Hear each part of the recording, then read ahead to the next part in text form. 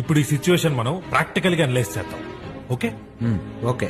ఇప్పుడు నా ఏజ్ 27, హైదరాబాద్ లో ఉంటున్నాను. నా ఇన్ హ్యాండ్ శాలరీ 40,300.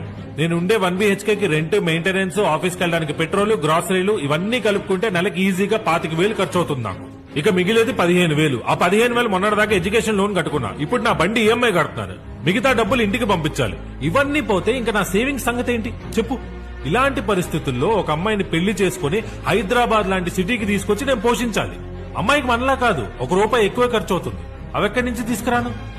ఇంకా వచ్చే అమ్మాయి కూడా వర్కింగ్ ఉమెన్ అయితే ఎంతమంది ఇప్పుడు అమ్మాయిలు హస్బెండ్ కి శాలరీ చెప్పి కలిసి ఖర్చు పెడుతున్నారు? అలాంటి అమ్మాయి రావడమే రేరు. పెళ్లి చూపులకు రా ఒకసారి, ప్యాంటు తడిసిపోతుంది. ఎప్పుడు చూడు మీ అబ్బాయి ఏ కంపెనీ, ప్యాకేజ్ ఎంత అని అడుగుతున్నారు గానీ అమ్మాయి పేరెంట్స్ కి సంపాదించేవాడు కావాలి, అమ్మాయిని హ్యాపీగా చూసుకునేవాడు కాదు. ఎక్కడ దాకా ఎందుకు? మా అమ్మ నాన్న చెల్లి పెళ్ళప్పుడు కూడా అలానే ఆలోచించారు. తప్పులేదు. అందమైన అమ్మాయిలందరూ లవ్ మ్యారేజ్లు చేసుకుంటున్నారు. యావరేజ్ గా ఉన్న వాళ్ళేమో గవర్నమెంట్ జాబులు చూసుకుంటున్నారు. ఇంకా మిగిలిన అమ్మాయిలు డీటెయిల్స్ పంపిస్తున్నారు, ఫోటోలు పంపట్లా. పెద్ద అప్సర్ అసలు. మరి ఈ అమ్మాయి డీటెయిల్స్ పెళ్లి చూపుల వరకు కూడా రానివ్వట్లేదురా. డీటెయిల్స్ కనుక్కొని ఇన్స్టాగ్రామ్ లో, వాట్సాప్ లో మెసేజ్ చేసి వాళ్ళ రిక్వైర్మెంట్స్ మ్యాచ్ అవ్వకపోతే మ్యాచ్ క్యాన్సిల్ అని చెప్తున్నారు. దీంట్లో ట్రాజెడీ ఏంటంటే ఇది హైలైట్. నన్ను రిజెక్ట్ చేసే అమ్మాయి ఎలా ఉంటుందో కూడా నాకు తెలియట్లేదురా. చిన్న బతుకు.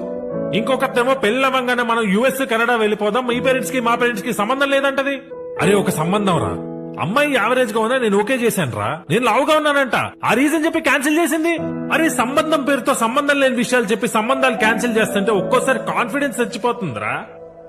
ఇలాంటప్పుడే అనిపిస్తా ఉంటది, చిన్నప్పుడు ఇంటి పక్క అమ్మాయినో, కాలేజ్ లోనో దేనో దాన్ని లవ్ చేసి లేపుకొని వెళ్ళి పెళ్లి చేసుకుంటే బాగుండేదని. సో ఫస్ట్ ఒక అమ్మాయి దొరకాలి.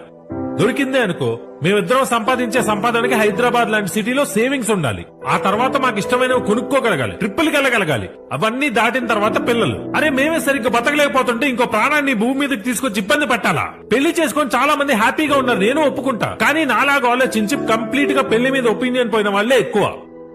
ఒక్కోసారి భయం వేస్తూ ఉంటుంది. డీటెయిల్స్ పంపగానే అమ్మాయి సైడ్ వాళ్ళు ఓకే చేస్తారు. ఆ అమ్మాయి ఎవరినన్నా లవ్ చేసిందా, లేకపోతే ఆ అమ్మాయి లవ్ చేసి లేచిపోతుంటే మనకు కట్టబెడుతున్నారా అర్థం కాదు.